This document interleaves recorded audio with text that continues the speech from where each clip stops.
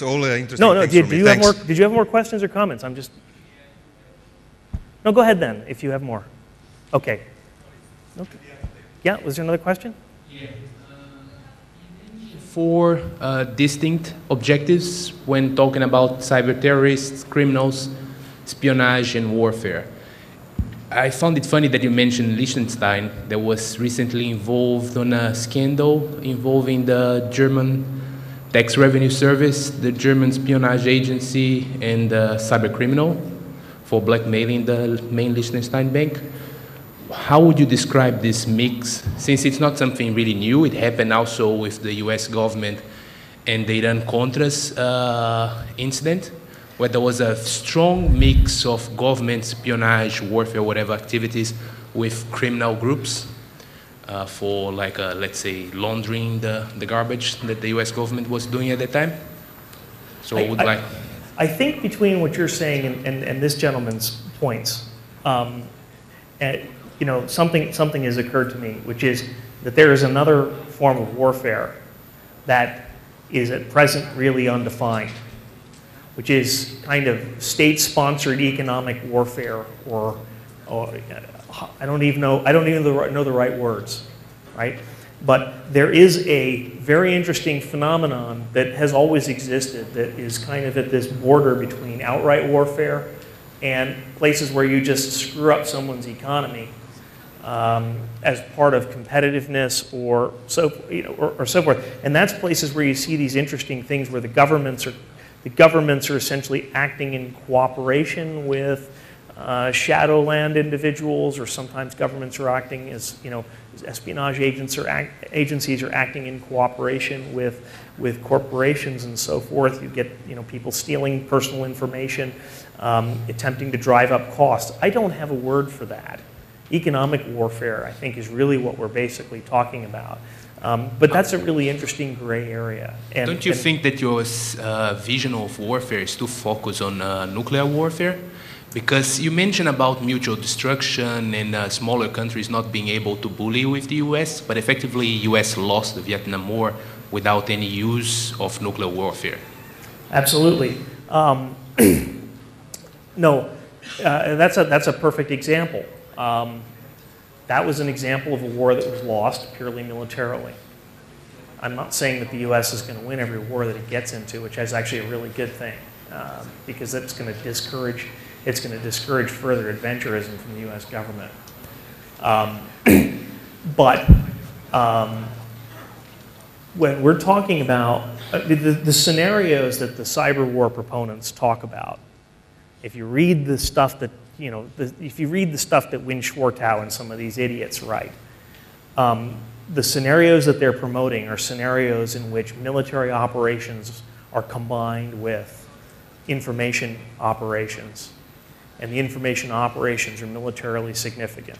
And I don't think that's what's going to happen. Only if you're fighting on your own territory, I would guess. But there's an interest of resources in here. You're talking about that's the objective of war being territory. That's disputable. At the end of the story, a lot of wars now have been happening around resources other than territory. And if you're fighting on someone else's territory, and you're subject to information operation or like InfoSec wars and military operations, that could be an issue. Might be not for the US suffering an attack on its own land territory, but overseas, yeah. No, you're absolutely right. Once you start to move, well, this is one of the things that happens a lot when you start talking about cyber war, is it very quickly, it moves away from kind of the high-end scenario of somebody clicking and crashing somebody's country and then spearheading an invasion. And then you get into these much more nuanced scenarios in which you're dealing with information operations, which at that point, okay, information operations are really another form of espionage, counterintelligence, intelligence operations.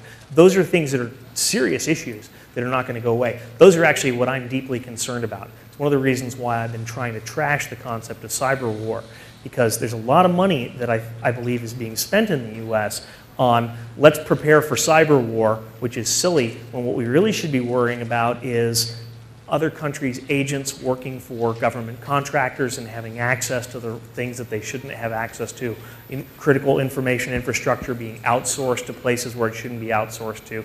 And all of those are huge vulnerabilities for information operations. They're also huge vulnerabilities for information warfare, or whatever you want to call it, economic warfare. There's this thing that I don't have a word for, but it's places where you simply decide that you're going to cost someone's economy huge amounts of money by interfering with it in a way that's positive to you, but that does not result in a direct military attack or a direct military loss. And I've got the little "no more questions" flag coming up here. Just one thought for you. And you mentioned the Chinese attack to Formosa, the possibility of blinding U.S. defense, right? The main question right now is that if the Chinese move, the U.S. would be able to answer to that. What happens if the Chinese had the first move and the situation repeats somewhere like what happened in Georgia? Do you think that people from Wyoming would be able to, or be willing to send their sons to be like slaughtered for Formosa? That's a good question, I guess. It's a very interesting question. Before we move on to that answer, just as a reminder, in the interest of time, that will be the last question for this round. Yeah. Sorry. Okay. That is a fascinating question, and based on you know what I without being privy to the necessary information, my guess is that the military leaders of the superpowers, with the exception of Donald Rumsfeld, are not stupid enough that they would think that an information warfare advantage would give them enough of a critical military advantage.